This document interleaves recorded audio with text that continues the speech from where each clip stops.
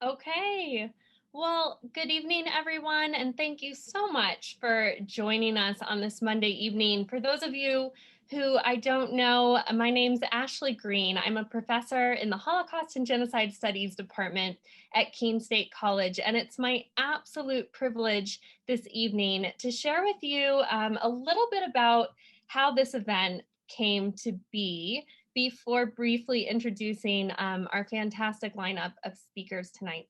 So this event actually began perhaps more than a year ago now through a wonderful program, the Pepsi Grant program, where we applied for a Pepsi grant to bring a speaker of international renown to Keene State College. And Dr. Frankowski, who you'll meet in a moment, certainly fits that bill as one of the last places that he spoke was in a panel in South Africa.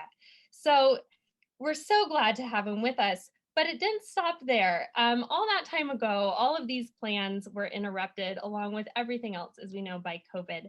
And so the second part of how tonight came to be is actually through a Keene State College student. So one of our very own, Julia Mitchell, who is a major in Holocaust and Genocide Studies and also double majors in law studies, wrote an email to the department sometime last fall saying, what are we doing to talk about these critical issues around race in our community and on our campus right here at home? And so this is when my colleague, Dr. Van Joden-Forgy, and I looked at each other and said, okay, it's time to bring in Dr. Frankowski. This is the moment. And so this is how we came to be here tonight. And this evening, it's my absolute pleasure to welcome you all to hear Dr. Frankowski and the lineup of speakers. My good colleague and friend who planned this event with me, Dr. Forgy, is going to introduce Dr. Frankowski. And following the talk, our very own Keene State College's Dr. Dottie Morris will offer a few remarks. And then our own Julia Mitchell, who sent that email so long ago, will moderate some Q&A for us, representing all the students on our campus who deeply care about these issues and who want to talk about these things right here at home. So as you're watching, I want to invite all of you to please submit your own questions using the Q&A feature of the webinar so that Julia can have some questions to moderate at the end. And with that, I'll turn it over and just again, thank you all for spending your evening here with us. And I can't wait to hear this talk. So Dr. Forgy, I'll turn it over to you. Thank you very much. Thank you, Ashley. It is a great honor for me to introduce Dr. Alfred Frankowski tonight. And I feel that we're very lucky to have him here to speak to us. And I want to thank all of you for joining us for what I know will be a very productive and interesting conversation after his lecture. Dr. Frankowski is an associate professor in the Department of Philosophy at Southern Illinois University in Carbondale.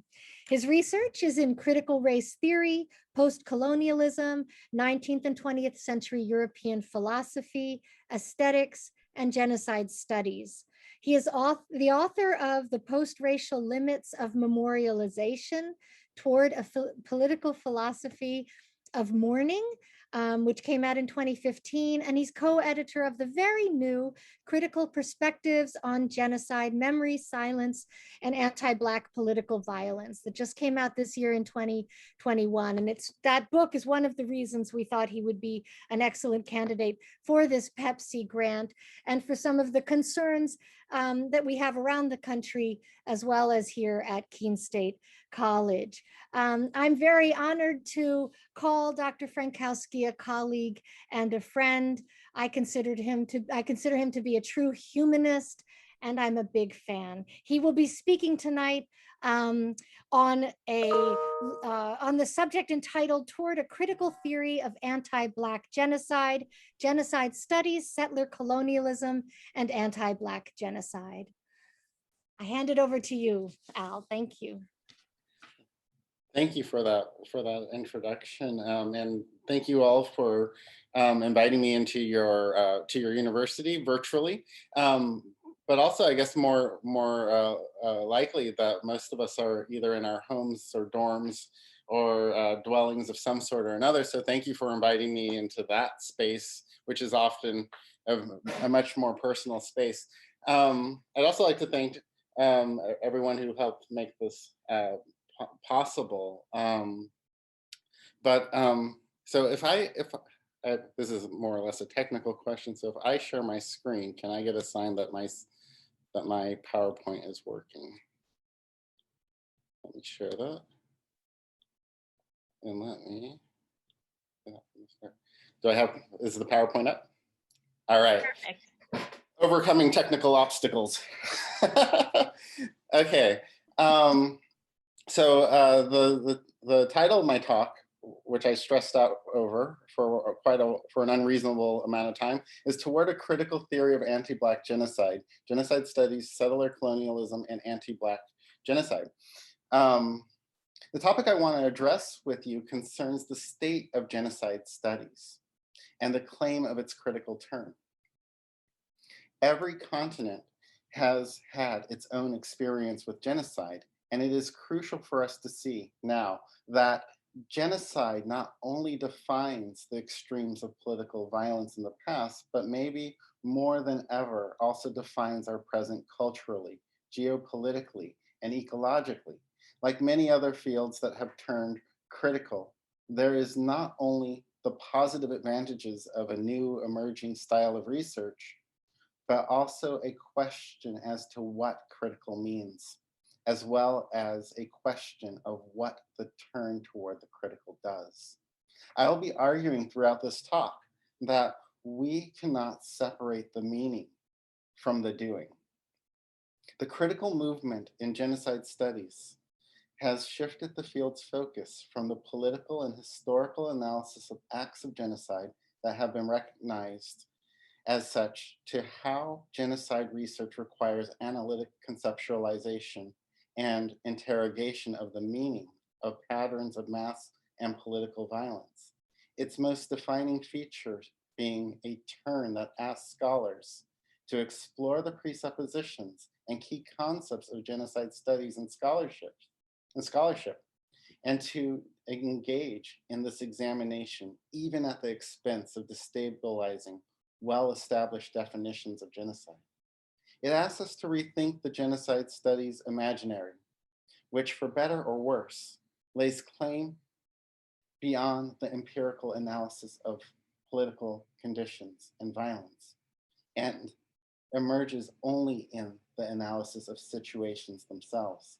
This is undeniably bound up and explicit in the colonial relationship to the indigenous and Black people's political experiences of systemic and mass violence. With that in mind, I am also concerned about what this term might imply for our understanding of indigenous genocide and anti-Black patterns of historical experience, and how political violence has been and continues to be practiced,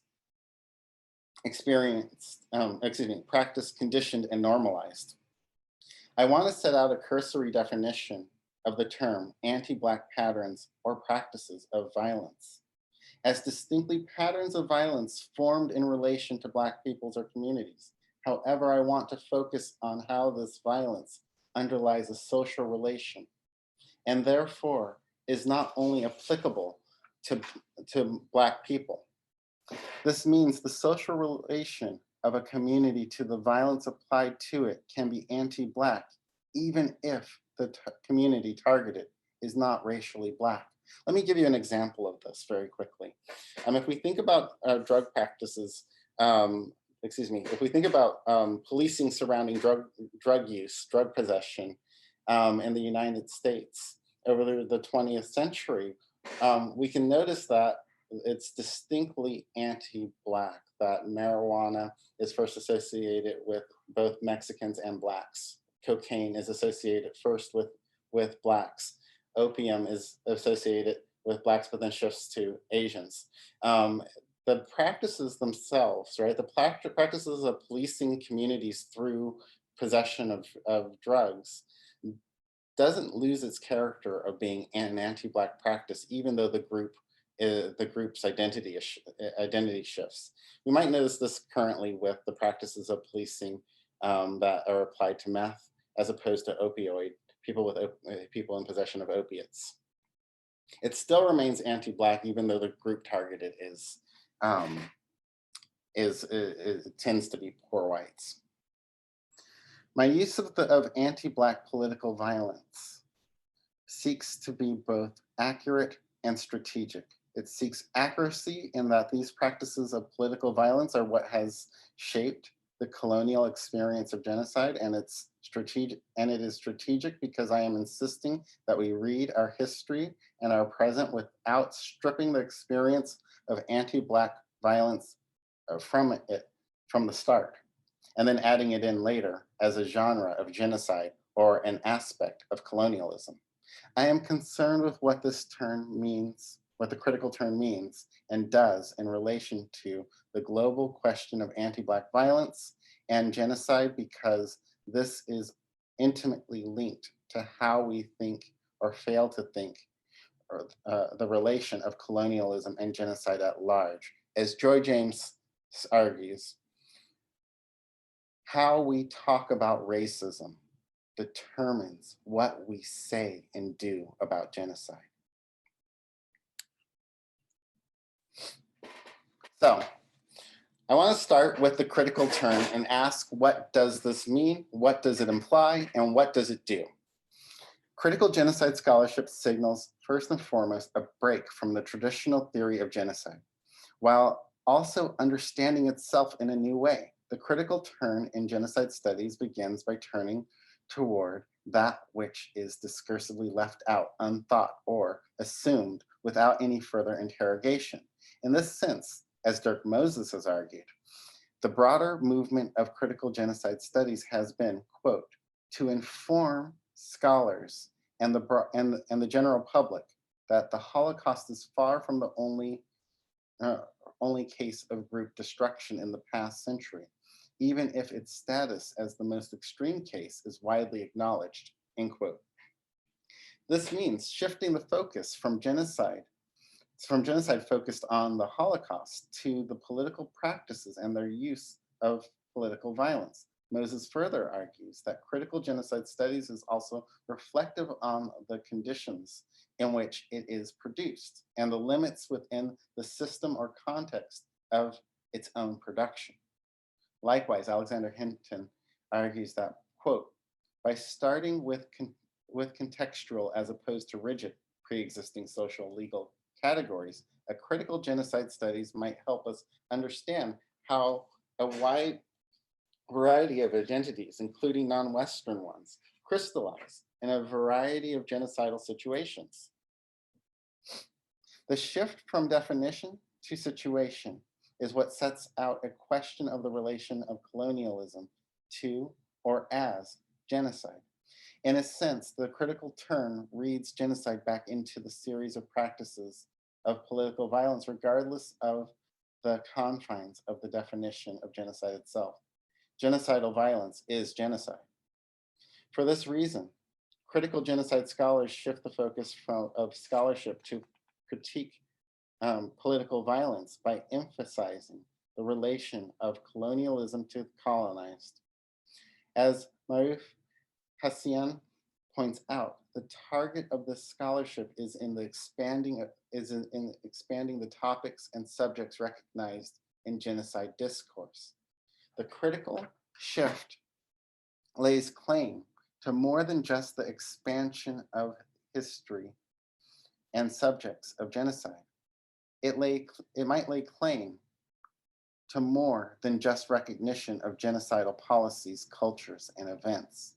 The questions of this critical turn do in fact lead to questions of what it means to what it means to think this shift, to take colonialism as a framework of both past and present violence as context through which to view, interpret, and think genocide in ways that were not possible based on the assumptions of traditional genocide theories and analyses.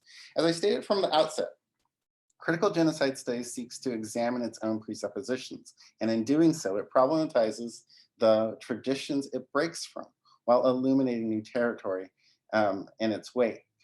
The clearest example of this is found in the shift toward analysis of settler colonialism and an examination of the problems of this shift that this shift causes and underscores. Moses, for example, argues that the question of genocide and its relation to colonialism is linked to modernity, distinctly in its production of blind spots, which is essential to its own reproduction. He states, quote,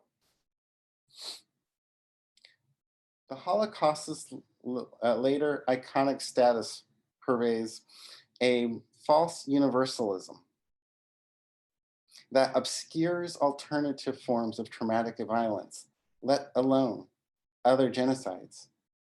Only that which resembles the Holocaust is a legible transgression." In this essay, he is critiquing the epistemic limitation or blockage to genocide discourse itself. But he also points out that it is the sense of legitimacy of the Holocaust that blocks inquiry into genocides that do not share this form or arise in this way. The concern remains that the Holocaust not only sheds light on genocide and genocidal violence, but it also conceals or delegitimates other forms of genocide itself. His critique focuses on the legibility of the Holocaust and points out that this translates into the legitimacy of group suffering. Ultimately, Moses argues that the link between colonialism and genocide may be more internal to the working of modern forms of cultural violence than not. His conclusions highlight the relationality of the colonized and settler and the problematic relations to colonialism altogether that inhere in how we read these relations as static, apolitical, or merely historical. We might put it this way. The critical turn unfolds within a thinking that problematizes the ways in which the systemic political violence or other elements necessary to settler colonialism have traditionally been seen as conflicts, fragments, or unforeseen consequences rather than genocide. And this is what the turn means. So let's talk about what this turn does. There is a distinct shift in critical genocide studies to start from the problem of indigeneity and to capture the political experience of indigenous peoples across the globe concerning genocide. In A Crime Without a Name, Raymond Evans argues that the critical analysis of genocide must be taken up in relation to the way state and power are co-determined, and this takes on a particular form in settler colonialism between the settler and the indigenous persons or communities. He writes, quote, "The pattern of violence attached to a colonial struggle for territory and resources is a two-sided one. Dispossession encourages indigenous resistance to such a degree that Western participants regard the contest as a kind of warfare, and that and Aborigines often find themselves fighting in ways not previously countenanced." End quote. By focusing on the settler indigenous framework, he is arguing that genocidal violence that is distinctly linked to colonialism is one that produces its genocide through the dispossession of peoples and the conflicts that are inherent over territory and resources, a model that presupposes capitalistic forms of community and conflict, but he offers a new term, indigenocide, to highlight just these problems, and one can only assume to offer a way of interrogating our built-in assumptions. He argues, quote, "Indigenocide inheres in the very process of forcibly usurping occupied territory and perpetrating that takeover by conquering, holding, and reopening it in blatant disregard for the consequences upon its takeover, by conquering, holding, and repopulating it in blatant disregard for the consequences upon its dispossessed occupiers. Whatever those consequences may be, the term indigenocide communicates an interdependent three-way onslaught upon lives, land, and culture, end quote.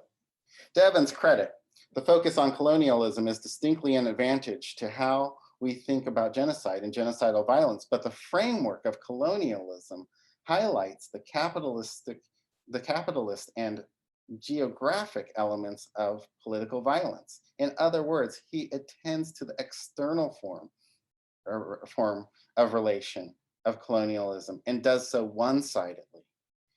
But let us notice that this is not merely an analytic intervention, but by focusing on land and resources in the way Evans does, he is also framing indigenous experience within genocide in a particular way that sets aside Black slave experience from the start.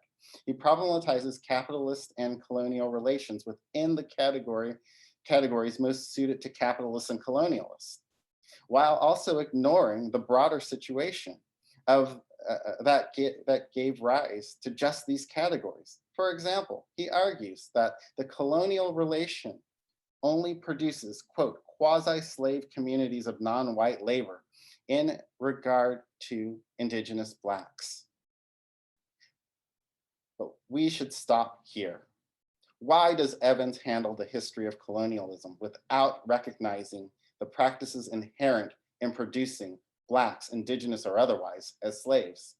The practices inherent, the history of colonialism through settler colonialism abounds with references to land, loss of sovereignty, terrorism, generational trauma, and slavery, but never a reference to Black political experiences of this very same violence. His turn is both a critique of traditional genocide studies, but also a reimagining of, and also a reimagining of the field without need of a reference to Black lives.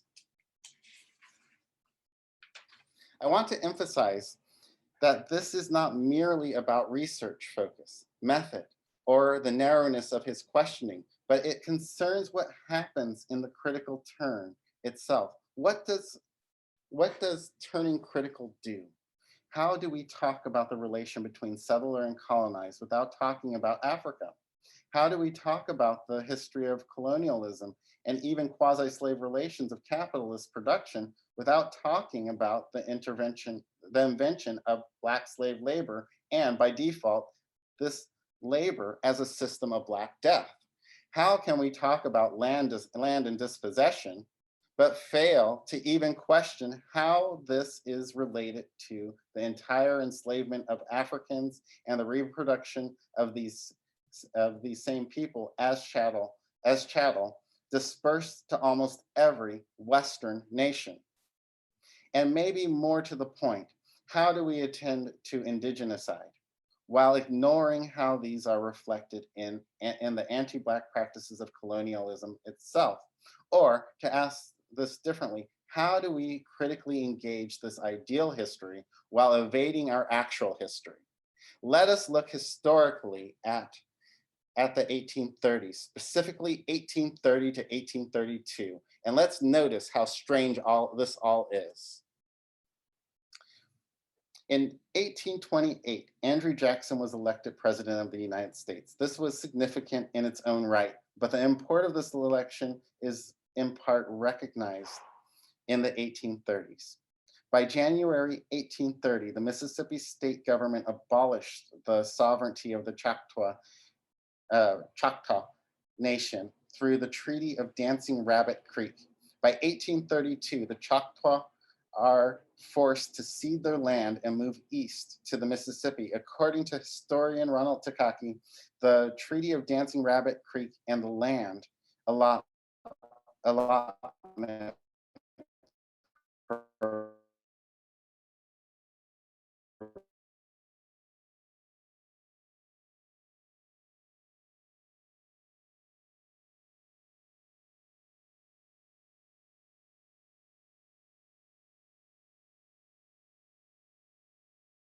are forced to leave their land in the dead of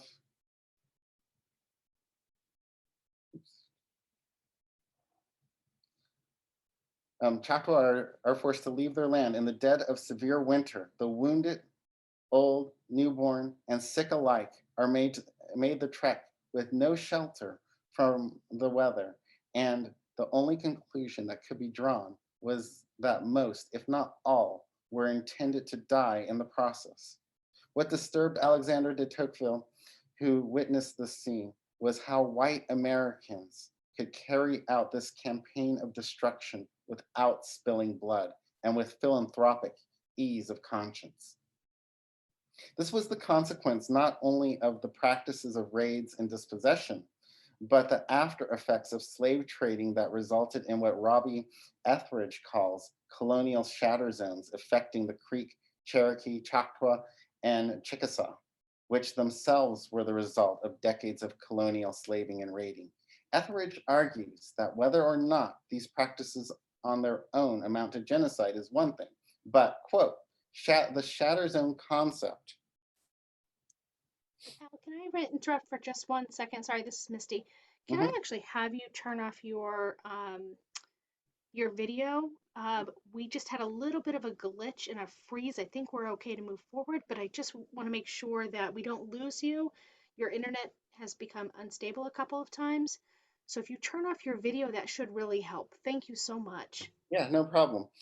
I looked up and saw that it said my internet was unstable, and I thought, oh no, I am unstable. Not at all. Thank you. Okay. Hopefully this helps.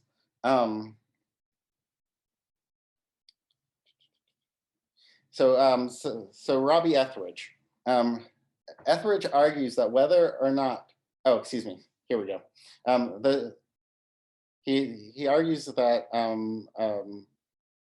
that the practices of dispossession, whether or not those amount to genocide, is one thing, but the shatter zone concept is useful for understanding colonial genocide because it provides a frame for the larger historical and global context of colonial instabilities in the wake of capitalist penetration, end quote. However, despite Etheridge's own emphasis on slaving and shatter zones, he dismisses analysis of race and racism in the process. In this dismissal, he makes clear that he is only focusing on indigenous political and cultural experience.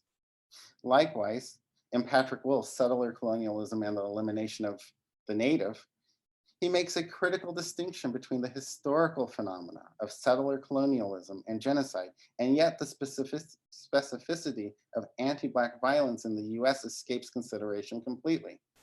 In his in a different essay, The Settler Complex, he argues that we need to understand the importance of viewing the massacre of Native Americans and the institution of anti-Black slavery as two sides of the same coin, because, quote, the two were antithetical yet complementary value. The two were of antithetical and yet complementary value to settler society, end quote. And then it goes on to make a distinction that justifies a more distinct focus on indigenous violence and saying, quote, whereas Black people were valuable commodities, Indians got in the way of settler expansion. Though politically excluded, therefore slaves were carefully, albeit not kindly, preserved to the extent that their numbers continued to grow after slave imports were finally halted in 1808, end quote. His focus on the value of Blacks as commodities misunderstands the colonial relation as itself anti-Black, and in misunderstanding the implications of how the internal colonialism of Black life relates to the external colonialism of settler colonialism. However, it is significant that the same period that culminated in the dispossession of the indigenous peoples across the country as a result of colonial shatter zones, of slaving, etc., and the same territories of the American South with which Etheridge and Wolfe note is marked by slaving is also the same time period and the same geography of plantation slavery, and culminates in the destabilization of this institution on the one hand through slave revolts, but also the birth of anti-Black codes on the other.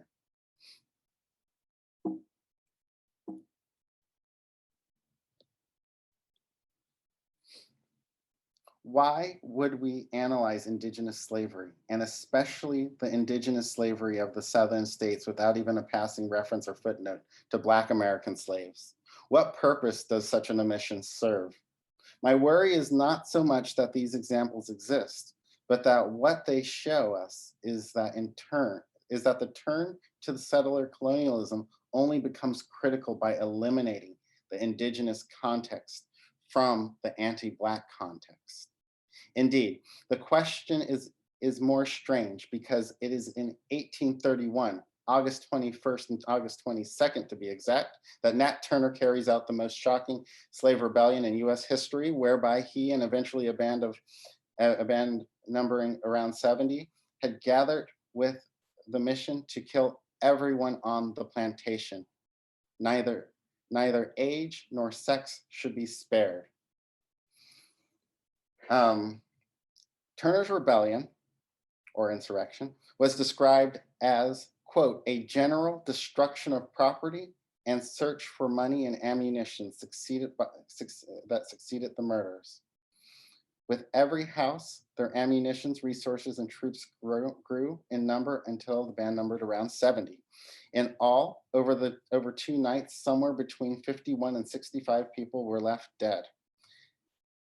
And this is very significant because this is one of the undeniable points, I think, in our history where we're taught that people sort of woke up to the idea that slaves were not happy. I would contest that and say they knew slaves weren't happy. What they woke up to was the fact that they could rebel and be successful at it. Despite that, when Turner was caught, he not only went peacefully. Oops. He agreed to be interviewed by Thomas Gray before his death. Gray wanted Turner to reveal that he had conspired with many other slave rebellions that were appearing across the South. After denying this, Turner says this, quote, "I see, sir, that you doubt my words, but can you not think the same ideas and strange appearances about this time in the heavens might prompt others, as well as myself, to this undertaking," end quote. On November 11th, Turner's body was flayed, beheaded, and quartered in front of the courthouse in the county court of Southampton, Virginia. We might recall just a few years ago, Virginia was the site of the Unite the Right rally.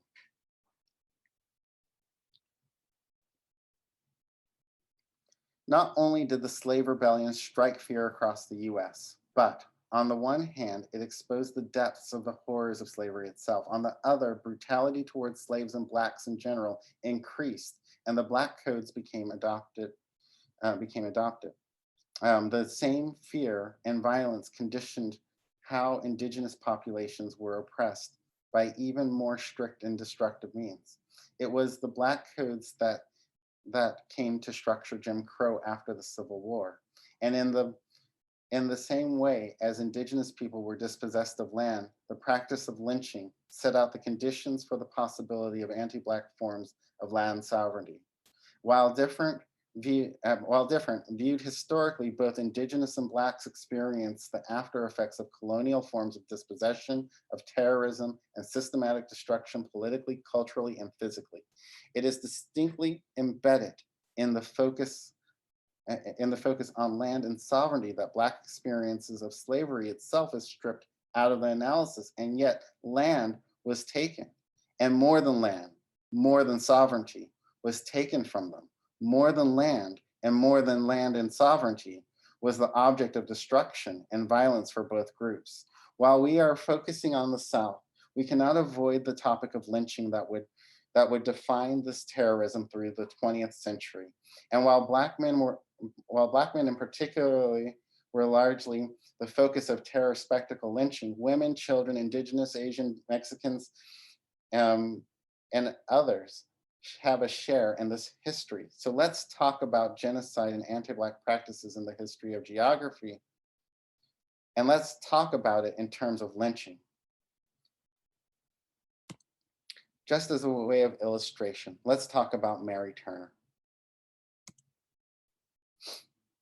On May 17, 1918, in Loudon County, Georgia, a farmer named Hampton Smith, who had the habit of not paying his Black farmhands, was found dead. The white community started to round up, beat, kill, and lynch any Black person they thought might have been associated with Smith prior to his death. Hayes Turner was one such person killed in what has been called a lynching rampage. That lasted a week. During this time, Sidney Johnson, who actually killed Smith, was shot and dragged 20 miles behind a pickup. However, Hayes's wife, Mary Turner, in grief and 8 months pregnant, threatened to pursue justice for the mistaken killing of the father of her unborn child. A lynch mob was assembled. Hundreds came to witness from Loudon and other counties, and Mary was brought in front of the crowd, her ankles bound together, and she was hung from a tree. Here is what was reported by an account in a newspaper. Gasoline and motor oil were thrown upon her dangling clothes. A match wrapped her in sudden flames. Mocking, ribald laughter from her tormentors answered the helpless woman's screams of pain and terror. Quote, "Mister, you ought to have heard the nigger wench howl," end quote. A member of the mob boasted to me a few days later as we stood at the place of Mary Turner's death. The clothes burned from her crisply toasted body, in which unfortunately life still lingered. A man stepped towards the woman and with his knife ripped open her abdomen in a crude cesarean operation. Out tumbled the prematurely born child. 2 feeble cries it gave, and received for answer the heel of a stalwart man, as life was ground out of the tiny form. After all of this, Mary Turner was cut down, buried in a shallow grave along with the remains of her fetus. Her grave was marked by a whiskey bottle with a half-smoked cigar stuck in the top. Hayes Turner's body remained hanging on a pole on the highway. If we are talking about land, dispossession, traces of destruction in the present, and states of terror that are linked to the political experience of colonialism, then let's talk about the over 4,000 Black people lynched publicly, and the communities not only terrorized, but the way this history continues to operate collectively, and how it coincides with and amplifies indigenous experiences of genocide. They too have a history of lynching, and it is not a marginal or separate feature of their dispossession or of colonialism. One could argue that the analysis of Moses, Evans, Wolfe, and Etheridge is flawed because they do not generally take up issues within the context of the United States.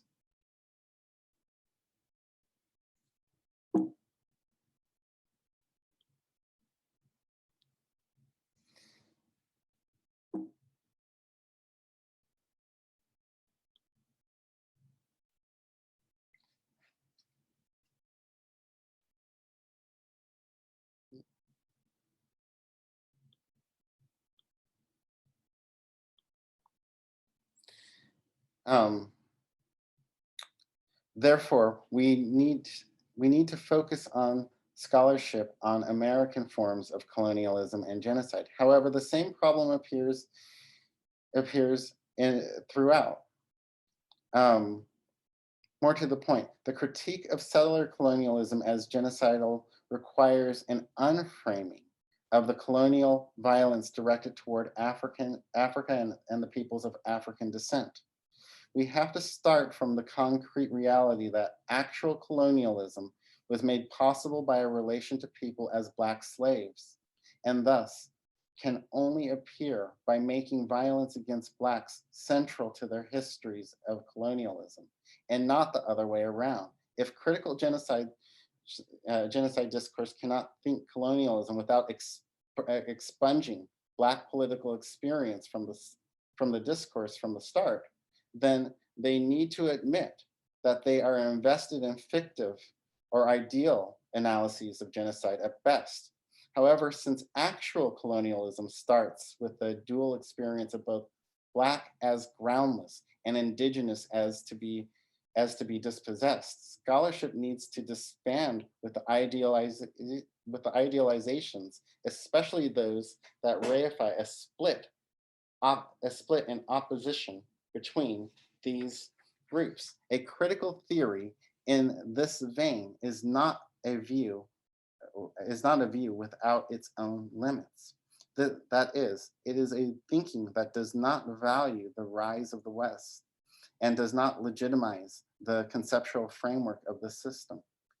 What this does is to establish colonialism as a general social and political form, excluding Black and indigenous political experience as formative, as central, and only to add them back in as a species of colonialism after the fact, or as discursive topics in isolation from one another.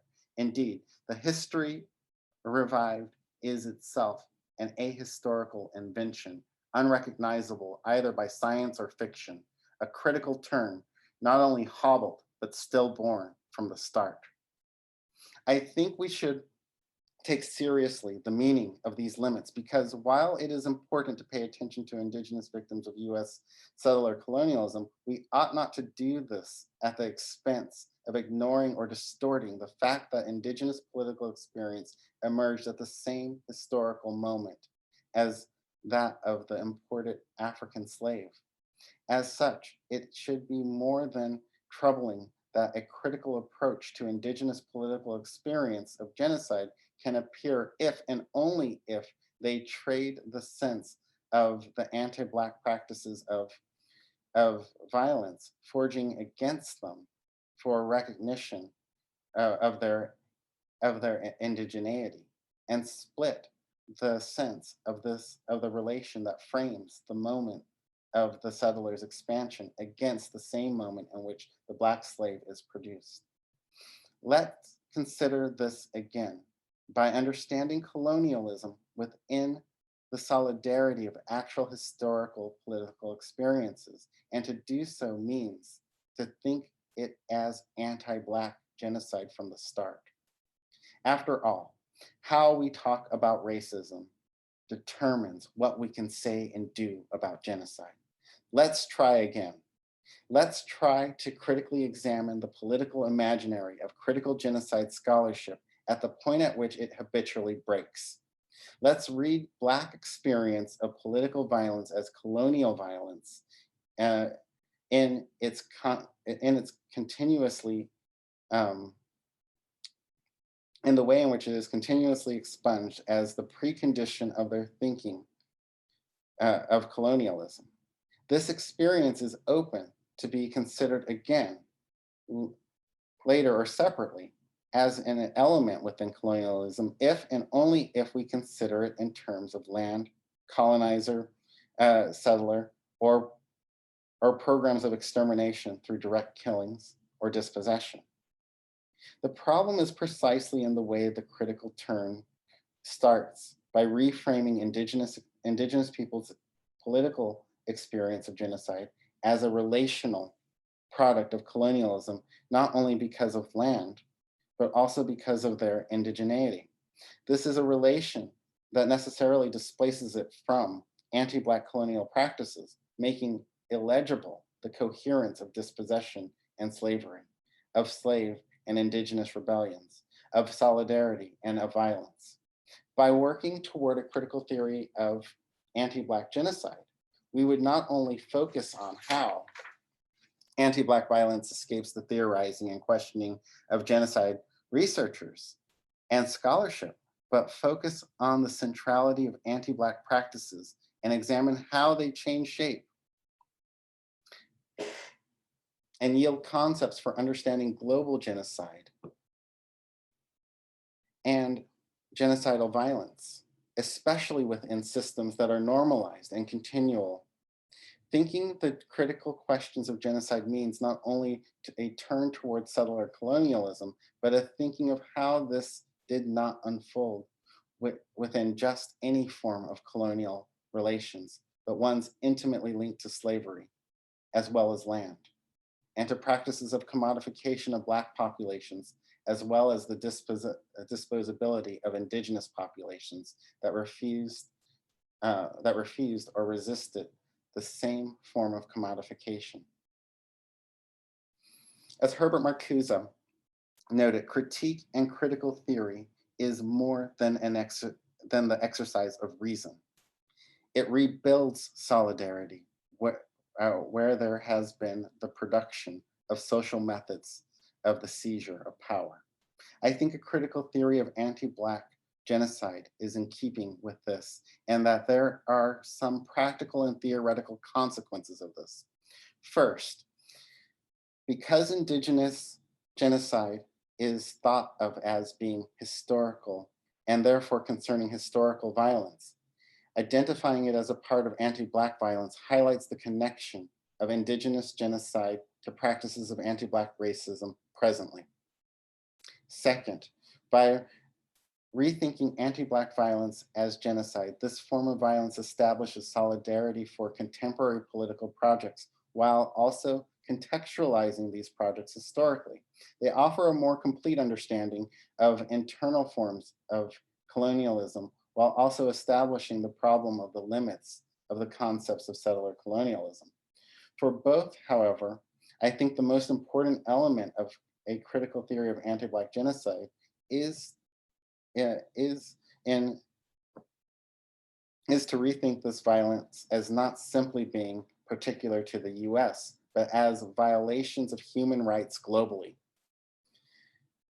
The practices of police, the institutions of cultural and social antipathy, the practices of eco-racism are not only local, but international violations of human rights, insofar as they perpetuate and cultivate anti-Black practices of genocidal violence, even within the impasses of the critical term.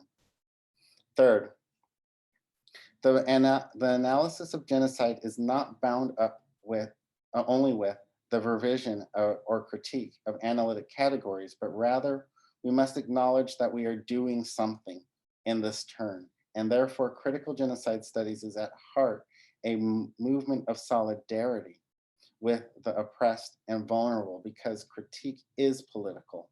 It is a matter not only of identifying the limits of concepts, but of sovereignty itself. Its positive theory must be part of what it means to rework sovereignty as a system of limits, but also as a development of forms of solidarity across cultures and generations as a foundation based in liberation. Like Moses and other critical genocide scholars, I want us to reinvest in the idea that critical theory is a type of thinking in opposition to the world that gave rise to the critical standpoint and its own theory, which more or less coincides with Max Horkheimer's definition of the Frankfurt School form of critical theory. I think this is where philosophy and philosophers can and should attempt to understand the way genocidal frameworks clarify the reality of political philosophy that conceals itself as an apologetics of political violence. However, I want both philosophers and genocide scholars to actually pursue what a turn might actually mean.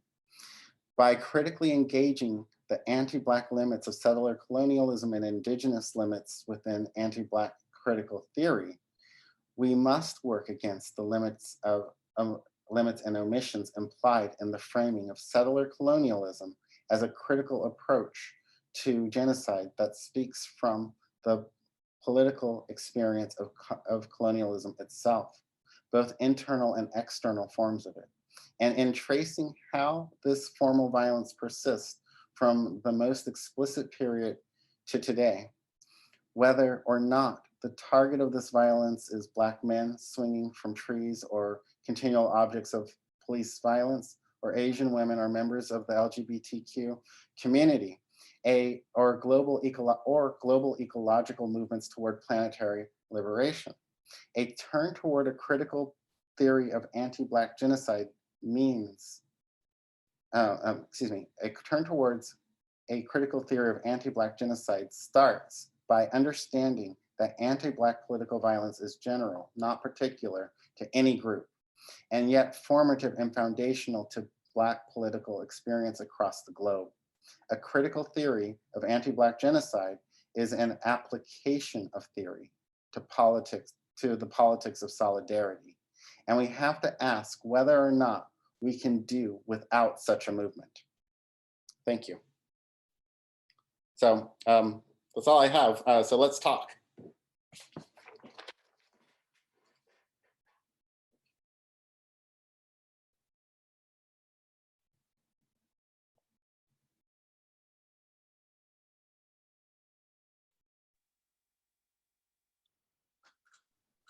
I'll just start off by saying thank you very much for that. And but I want to start off by thanking Julia for calling the question.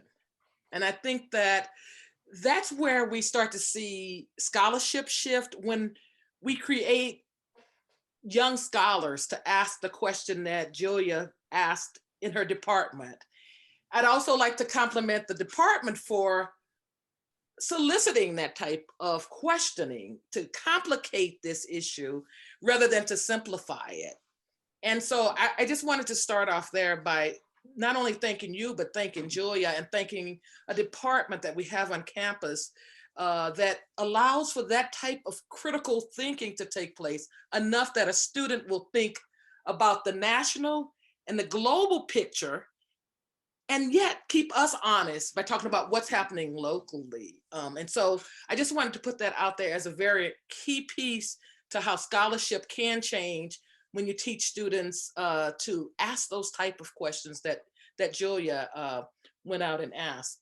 And I think that part of what Julia was asking us is how could we justify talking about things out there without talking about things here, and how it applies to what she's learning in the program. And again, we can appreciate that. So this whole justification of why people are treated the way that they are, that they were treated and continue to be, and then denied the opportunity to even talk about those experiences, which creates a certain type of gaslighting that we all know about when people deny the experiences that people are having. So with that said, that's all I really want to say. I just really want to commend the great work that you're doing, and I appreciate it. A lot of what you said, I took a lot of notes. So thank you.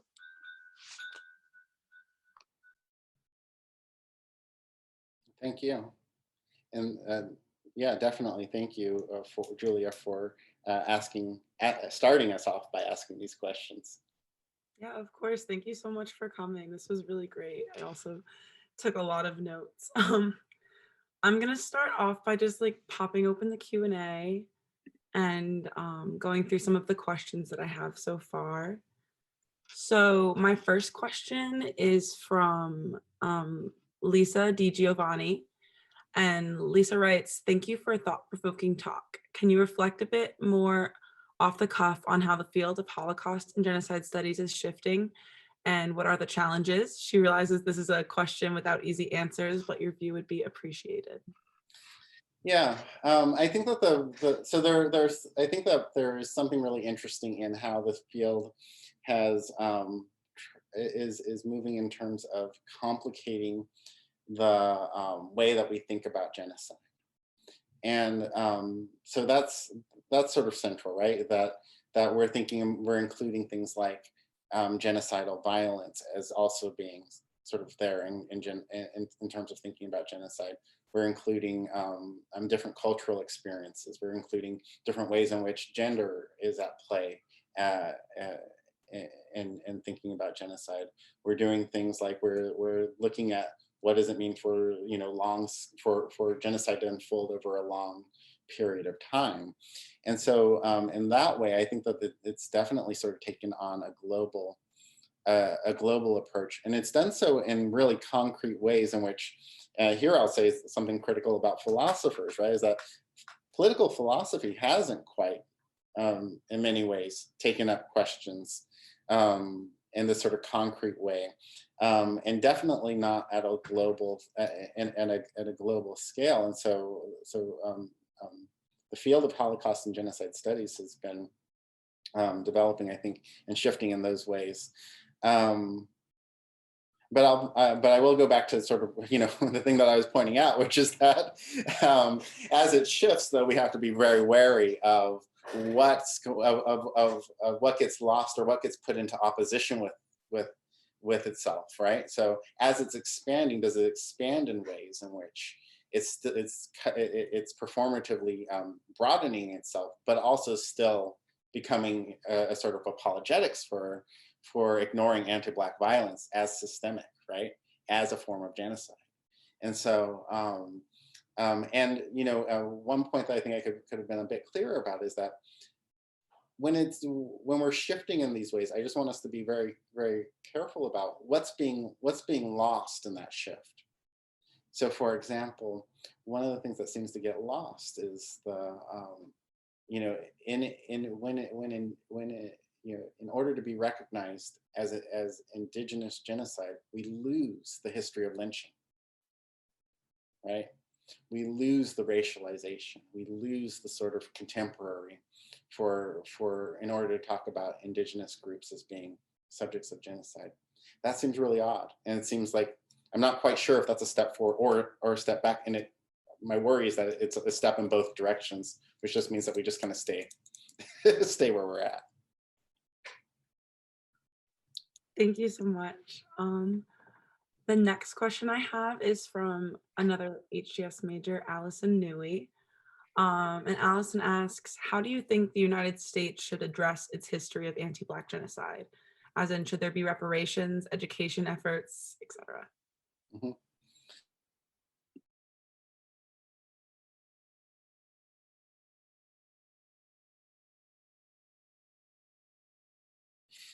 That would be the first thing, is to acknowledge that these practices were genocidal. The second thing that I would say is that, yeah, definitely the question of reparations has to be on the table. Now, reparations ought not to be thought of only in terms of money and land, but definitely those are things that need to be addressed, right? If you have a system that has disinvested in communities over long periods of time, you can't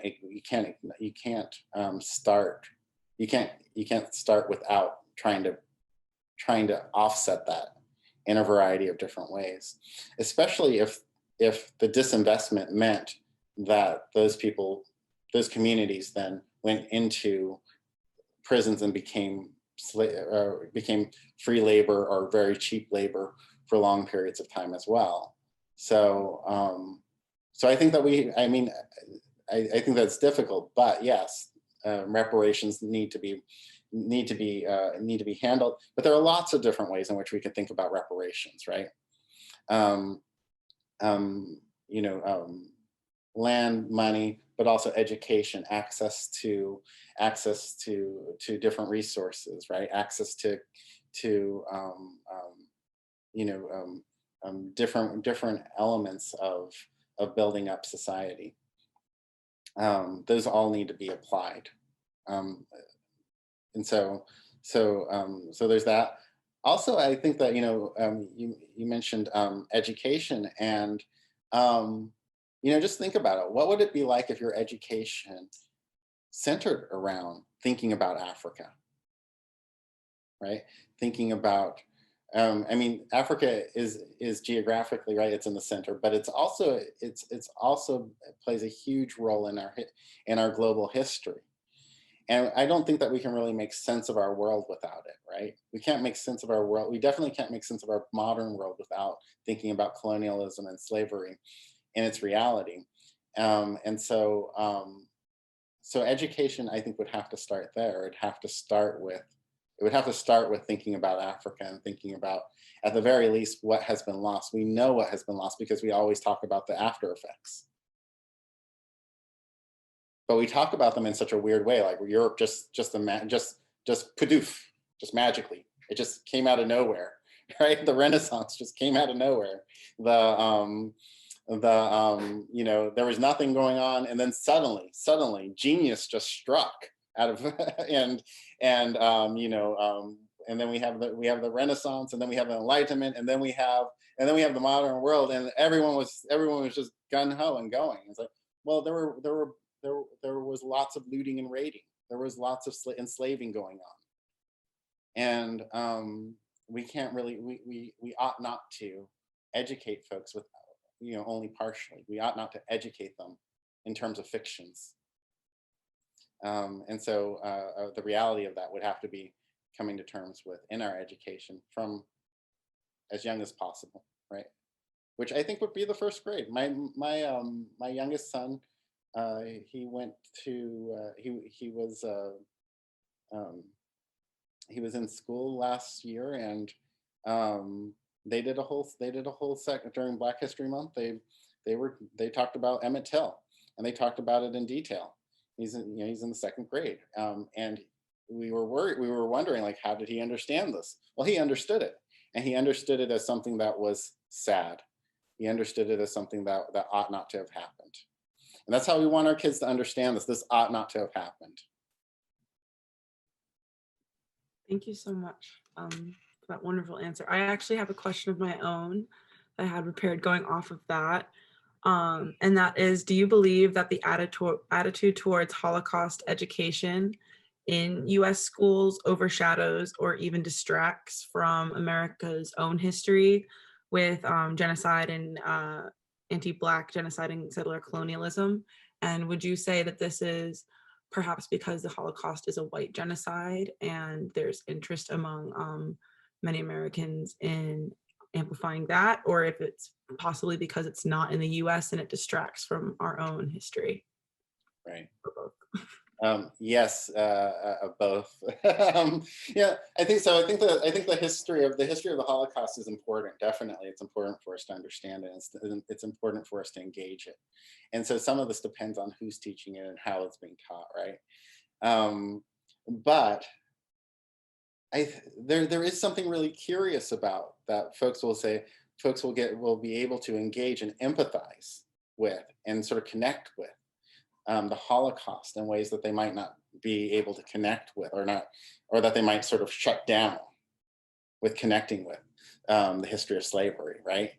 And it should strike us as somewhat strange that we have so much memorial culture here in the United States about concerning the Holocaust, and almost and very little concerning slavery, right? Just geographically, that's really strange. And so yeah, I think that there is something to the way that we think about this, right? But again, I don't think that I don't think it has to be that way, right? I think that the Holocaust, that one way of making sense of slavery is definitely through thinking about why the Holocaust was a genocide, why it happened. I mean, we have to remember that Adolf Hitler studied the Jim Crow South, right? That he was very interested in the Jim Crow South, right? Because and that there is an intertwining of how do you suppress a population, how do you regard folks based on the sort of brute race theory, right? And so Jewish experience isn't so distant from Jewish Holocaust experience isn't so distant from Black experience in the U.S. The other thing I want to point out is that the system of enslaving, right? The system of enslaving and working people to death, the system of exterminating people, of mass exterminations happens through the colonies. And so it's, there's much more generality of making sense of that. Otherwise, the Holocaust just seems like it just came out of nowhere again. It just seems magical, right? And it wasn't magical. It has a history within colonialism. And so I guess to complicate that a bit is that I wouldn't jettison this history of the Holocaust or downplay it in any way, but I think that it should be resituated relative to how colonialism has set up these structures of slavery, and how that is that's in solidarity with Jewish experiences of the Holocaust. And in fact, you can, in some ways, you can't really make sense of the Holocaust without that. Thank you for answering. I have another question, and this one is from Eric Silverman. And he writes, given the rising push in this nation to restrict Blacks' ability to vote, whitewashing, and restricting our nation's racist history, banning discussions of race and racism in schools of all levels, what role do you believe that these have in this field and in trying to maintain the truth of our past and combating those who seek to ignore our nation's faults?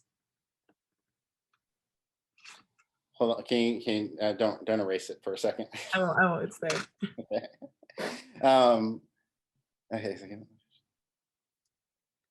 Yeah, there's a lot of parts in it. So the restriction of Blacks' ability to vote, actually restricting the nation's history, banning discussions of race and racism in schools of all levels. Okay. What role do you believe those in the field have in trying to maintain the truth of our past and combating those who seek to ignore our nation's fall? Okay, that's a loaded. That's a packed question. So in some sense, I think that there, unfortunately, there's a sort of limited amount that scholars can do, other than insisting upon, insisting upon that we don't forget the past, that we don't forget to make these various connections. On the other hand, I think that there is something to the way in which that insisting in that work that we do as scholars ought to be responsive to much of what we see in the culture as what you're describing, Eric, as whitewashing and and just sort of blatant suppression, right? And so there's I think part of what I was interested in terms of thinking about an anti-Black, a critical theory of anti-Black genocide, was really in attempting to think through these various shifts that we kind of see in the turn of genocide and critical genocide studies. But what I ended up concluding was that maybe we should just disband with the idea that our work is purely analytical, is purely not political, right? And maybe it's time for us to just to see our work as being in solidarity with groups who are troubled by what may happen with the current attempts of voter suppression, who are not willing to just let go of and go along with peacefully the whitewashing of history or these sorts of various attacks on including race and thinking about race in education, and see ourselves as being sharing some solidarity with Black Lives Matters and various ways in which the problem with police, the debates about police reform or police abolition ought to take place. Because if we think about this, right, for every post-genocide society, the police ought to be a problem. They ought to be a problem, and they ought to be a problem because it's most often it's the use of the police that are the genocidaires.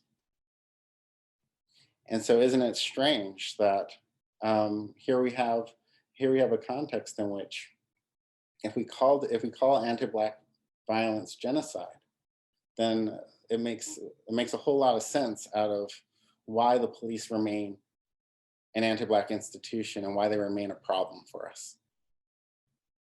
But also, I think, clarifies the role of genocide scholars as not having any reason to be an apologetics for police violence.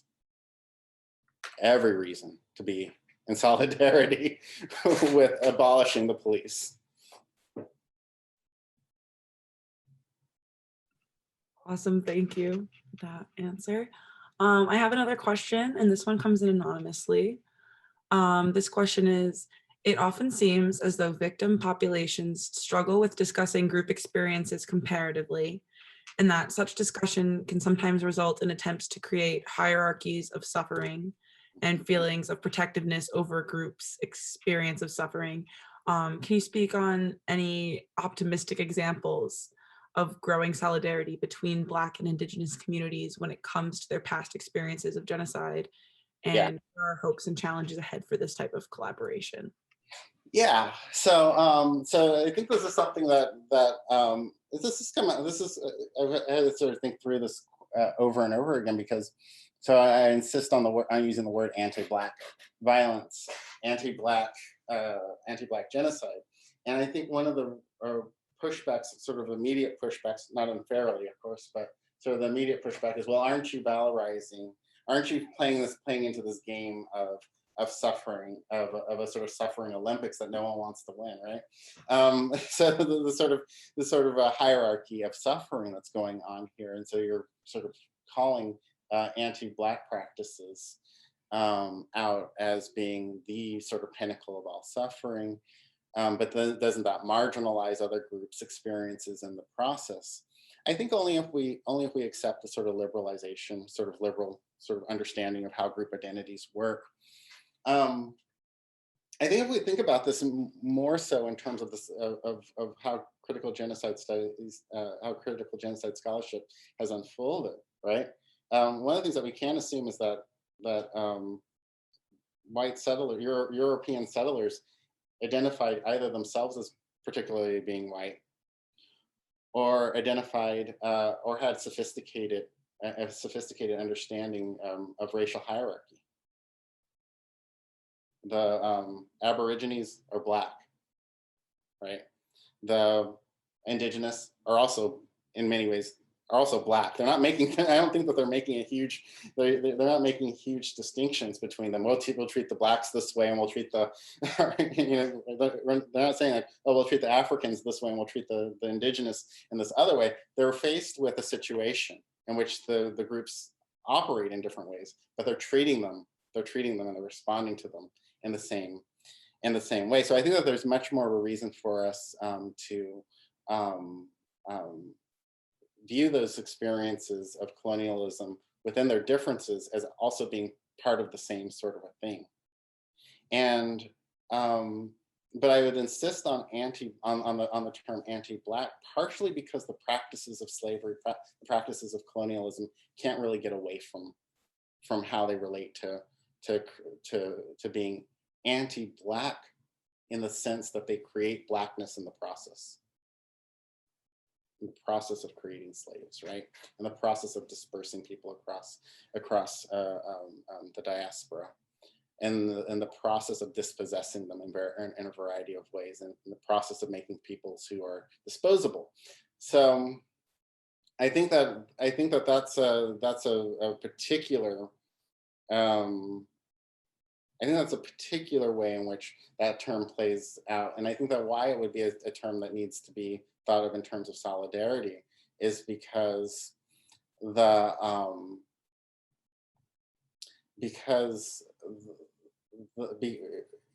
only because it's a sort of shared moment between both groups, but also because of the way in which we've stripped out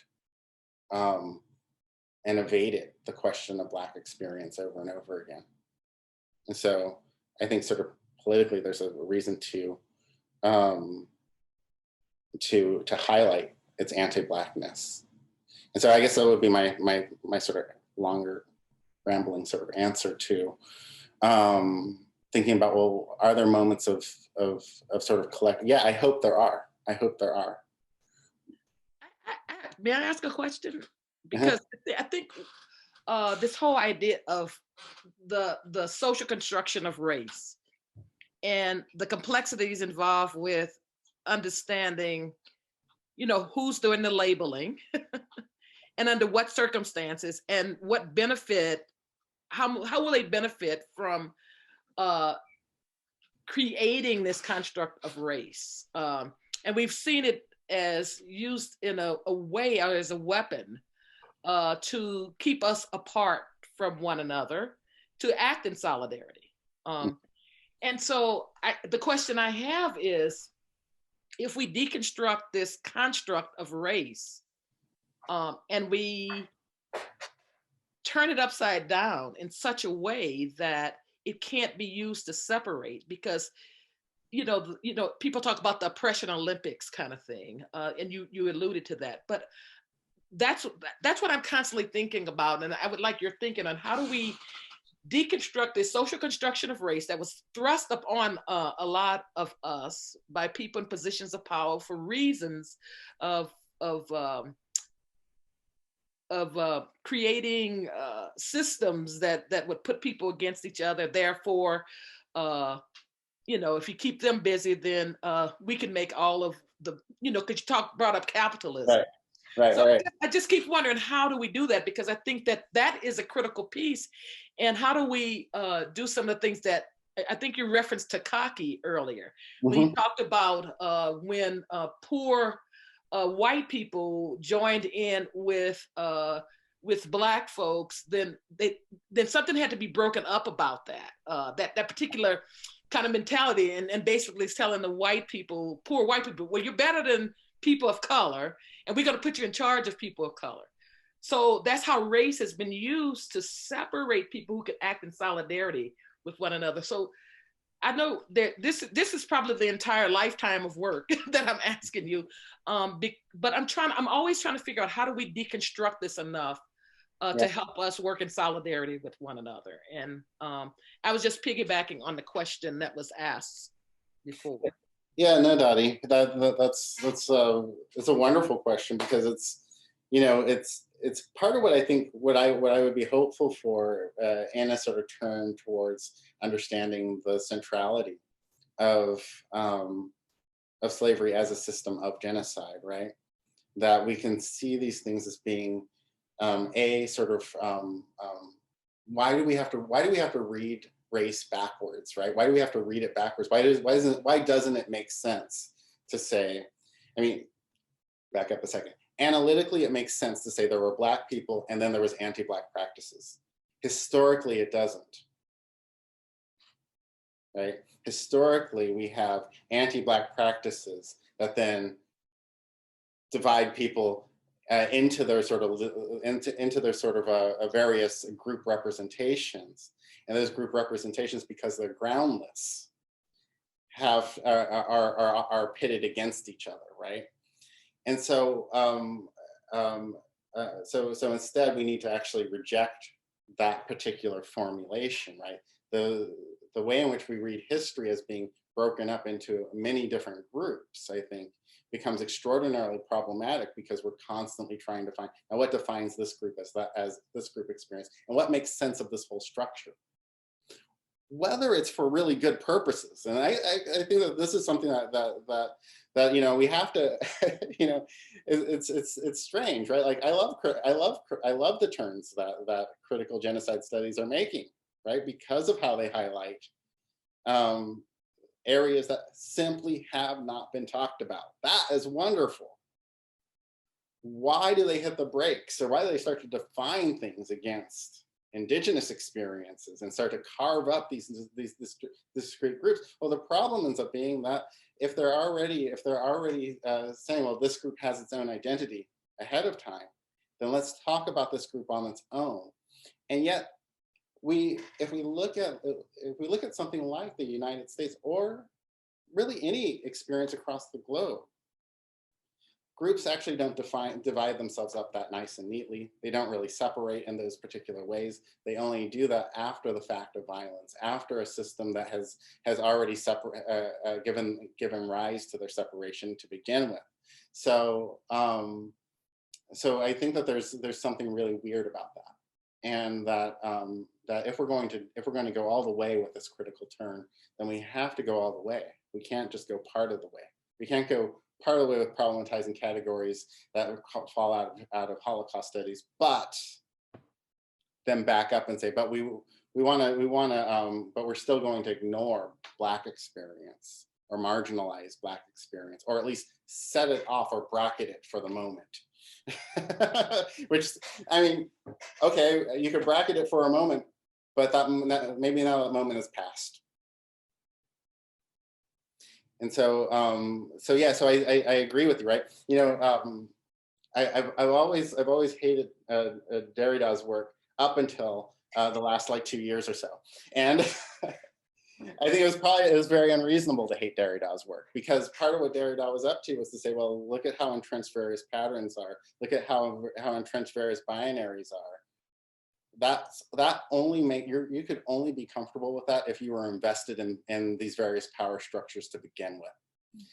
So why is he a postmodern? He's a postmodern because he says, well, let's not invest in that. Let's pretend, let's imagine, let's think otherwise than these binaries, and we need to start by thinking how strange those binaries are to begin with. Mm-hmm. So I guess that's part of what I'm trying to do here.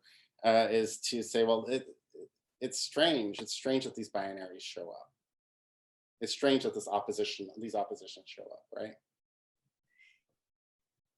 Can I jump in with a quick question? We panelists are not able to ask questions in the Q&A section, so we have to jump in and take over. I'm very sorry to do that.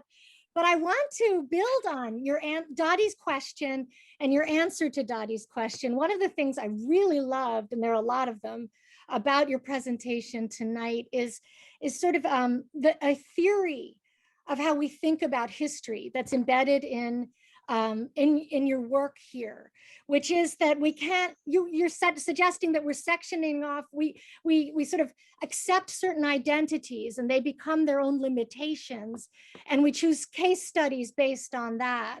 And then we may draw connections across the globe between these like indigenous people, right? Between these sort of identity categories, leaving out their social relations, right? Both in the sphere the land they're in, but also how they are interpenetrating with the global sort of flows, right? And global circuits of power. And so what I see you looking at is a much more dynamic, or offering to us a much more dynamic concept of how these global circuits of power reproduce genocidal patterns in interpenetrating ways that are hard to predict oftentimes, right? And what you're saying is that anti-Black genocide is a huge vector or a huge process within those global circuits that has been ignored, and therefore our stories are sort of warped and incomplete. I think this is huge, and it's amazing. And so I want to ask you, akin to what Dottie's asking, and I agree with you about the binaries. I want to say that, like, some of the work I'm doing now is like looking at the gender binary as sort of a genocidal binary, right? But one that could go for sort of white, Black, right? These racial categories that fall out on binaries are very dangerous. So there's a lot of work I think that can be done there. But what I want to ask is, how, like, if we're doing since these patterns are global, since we have not moved out of these patterns, since the patterns that, started to unite the globe 500 years ago still determine political reality for all of us and unite us in that political reality, whether it's uniting us in positive ways through solidarity or uniting us in negative ways through war, conflict, genocide, we're united. How do we then create a practice of genocide prevention that recognizes the global nature of these systems and circuits of power and control and persecution and genocide? Yeah, I mean, this is really the problem, right? This actually like reframes the problem of why like we can't handle this through like just this case study here, that case study there, right? Because they actually are globally in communication with one another, and so I like the framing of it because you know when you're working on something, you never really like, at least I never really like look at like, okay, so what does this sort of like mean in the larger trajectory? So like, yeah, that there's something about the anti-black anti-black genocide actually undergirds this. And you know, so when Angela Davis talks about anti-black violence, right? The thing that sort of struck me was that she's almost always referring to a global experience, right? A global experience of the incarcerated, a global experience of the oppressed. And you know, and so I think what it captures is that there is a global set of concerns about the degeneration of life across the planet, and we're not going to be able to address that just by focusing on individual cases, individual groups. We're not going to. Another way of saying that, which isn't to dismiss people who are doing case study work. I think you can do case study work, right? But the case is always embedded in, and this comes right out of Alexander Hinton's the quote that I read from Alexander Hinton, which is that the case is the individual's always embedded in a social context. So we got to start from the context. And what I take that to then suggest is that that every case ought to explode a whole series of relationships, but it can't close itself off or close itself down from those things that seem like they're not exactly relevant to it, right? Maybe another way to say this is that we got to start asking the question, how invested is genocide studies scholarship in liberalism, right? Because liberalism always works off of generating more and more representations. It's the representational group that has the political power. So how invested are we in the sort of liberalism or neoliberalism that we have here? Because there are various points in time when this liberalism seems to be parasitic, or it seems to be not just something that allows different groups to express themselves politically, but to also marginalize and cut out the voices of folks in the process, right? And so, how invested are we in that type of framework? And if our answer is, well, we're sort of, right? Because it's the language of politics, right? I don't know how we would be able to then think about. I don't know how we would be able to get around producing various fictions, and I don't know. And I think that a more productive way of thinking about this is to distance ourselves from that as much as possible. You can't get any further away from that than Black political thought, and that it's that sort of global understanding of political violence that is needed in order to also tie genocide studies to ways in which we rethink our planetary existence. So there's a way that ecology is also the ecological destruction is also I think an open issue for folks in genocide studies, and it ought to be, but I don't know that we can get there, right, in any real effective way, without thinking about, as you pointed out, this sort of network of global flows, right?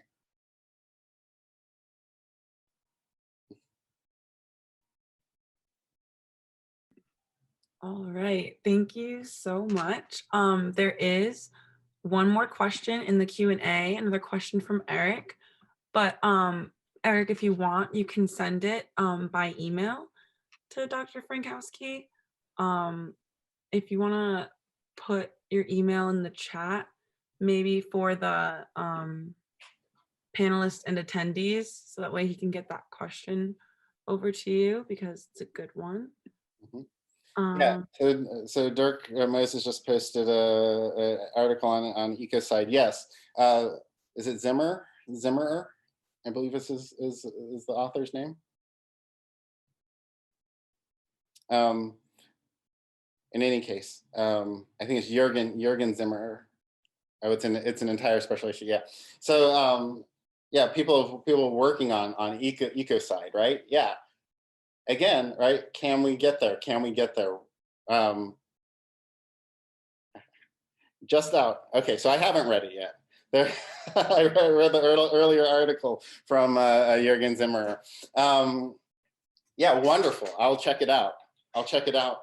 But there is, I think again, we've got to think about how we situate ourselves relative to the entire global community, and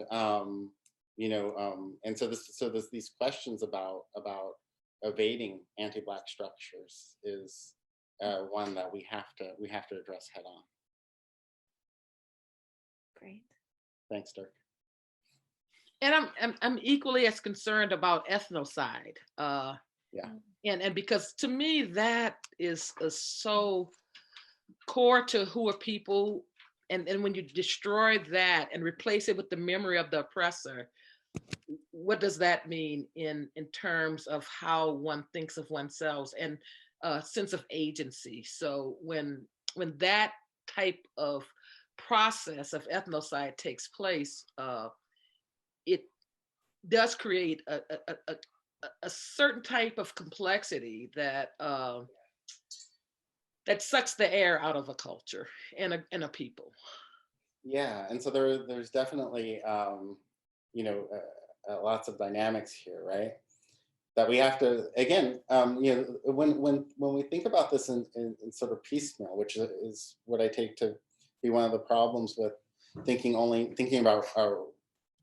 about cultural forms of racism sort of more generally, right? Is that when we take this sort of piecemeal, there are all kinds of things that we can't really account for. Mm-hmm. And so thinking about like what's going on, what goes on with cultural appropriation or sort of the erasure of memory spaces, or the replacing and distorting of memory spaces, right? Mm-hmm. How that's an extraordinary form of sort of generational violence, and it's one that doesn't allow us to make sense of not only ourselves but the world or community that we exist in. And so, I mean, it wouldn't be strange here to talk about people walking around as if they were zombies, because if your culture has been destroyed from you, has been destroyed and erased, and the fact of its destruction has been more or less erased, then there is a sense in which you're just not right with the world. And yeah. I just want to jump in just to make sure we're mindful of everybody's time. But I just want to say thank you so much for coming and being here for this talk this evening. We all appreciate it really a lot, and it's really exciting that we get to have you here tonight. I was just going to say, for Eric's last question, I'm going to send it along to Dr. Frankowski with his email so that you can respond to him, just to be, again, mindful of everybody's time. But I just want to thank everybody for coming tonight, and for Dr. Green and Dr. Yvonne Yoden-Forgy for arranging all of this, and for Dr. Frankowski for being here. Thank you for having me. Yeah. Thank you so much. We look forward to having you again. And thank you, Dottie. Thank you, Julia. You did a wonderful job. Thank you, Ashley. And thank you so much, Dr. Frankowski. Thank you. Thank you. Thanks so much.